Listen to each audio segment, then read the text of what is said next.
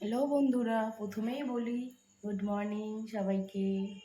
দেখো, প্রথমেই আমি বিছানা একটু গুছিয়ে নিচ্ছিলাম, কারণ বিছানা আমার অগোছালো থাকলে একদমই ভালো লাগে না।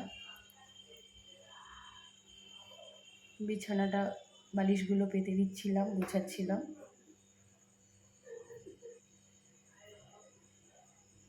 তারপরে আমি ঝাড়াটা দিয়ে একটু ঝেড়ে নিচ্ছিলাম, কারণ বিছানা টান টান না থাকলে আমার একটুও ভালো লাগে না।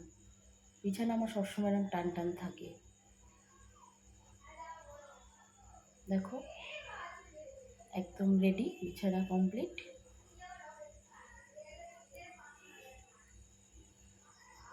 এবার আমি ঝাড় দিতে চলে গেলাম। এটা রান্নাঘর, রান্নাঘরে ঝাড় দিচ্ছিলাম। তারপর আমি ডাইনিংটাও ঝাড় দিতে চলে এলাম। তারপরে ডাইনিং টেবিলের নিচে টিচেগুলো একটু চেয়ার সরিয়ে সরিয়েও ঝাড় দিচ্ছিলাম।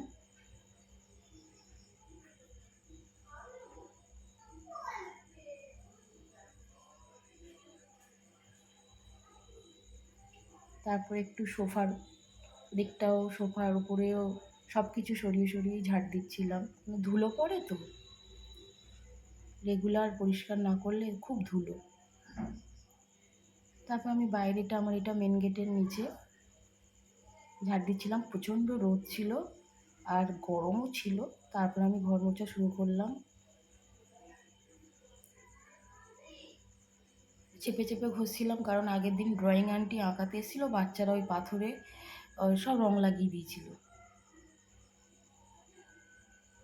তারপরে রান্নাঘরটা মুছলাম। তারপর আমি কলপারে বাসন মাজতে গেলাম। দেখছো আমার অবস্থা, কি ঘেমে স্নান হয়ে গেছি। ভালো লাগে না গরমে কাজ করতে একটু, কিন্তু কি করব, কেউ করার নেই।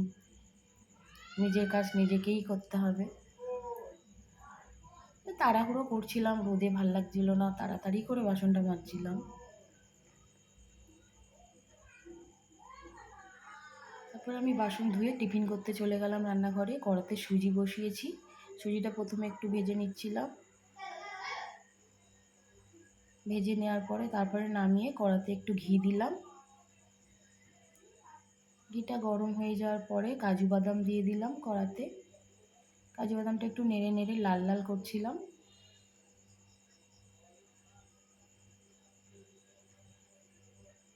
তারপর সেই ভাজা সুজিটা আবার দিয়ে দিলাম, দিয়ে আবার নাড়তে শুরু করলাম।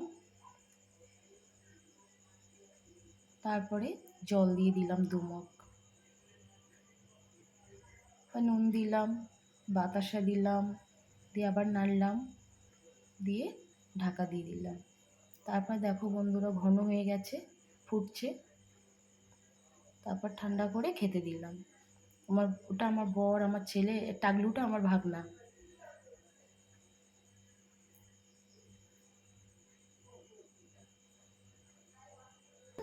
তারপর ও দোল্লা চড়ছিল আর ক্যামেরার দিকে তাকিয়েছিল আর খালি হাসি দিচ্ছিল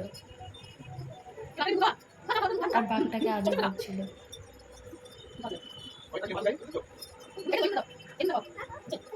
তারপর আমি রান্নাঘরে পরিষ্কার করতে চলে গেলাম। গ্যাস ওভেনটা প্রথমে জল দিয়ে মুছছিলাম,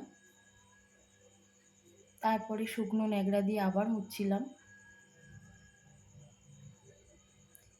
পরিষ্কার করে টরে তারপর টেবিলটা মুছছিলাম। সব মুছে পরিষ্কার করে নিয়ে তারপর আমি ভাত বসিয়ে দিলাম। ভাতটা দেখছিলাম। এদিকে কড়া গরম হয়ে গেছে, তেলটা উচ্ছে আলু ভাজবো, তাই উচ্ছে আলুটাও ছেড়ে দিলাম। একটু নাড়লাম। এদিকে মশলার কৌটোটা বের করছিলাম করে। এদিকে কড়াই ইন্ডাকশানে ওই আলু ভাজছিলাম। তারপর চিংড়ি দিয়ে দিলাম। তারপর একটু নুন হলুদ দিয়ে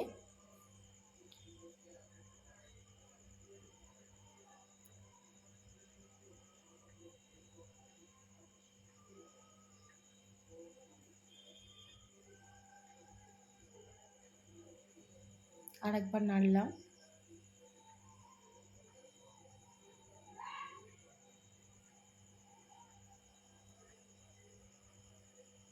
তবে পেঁয়াজ দিয়ে দিলাম, দিয়ে আবার নাড়লাম।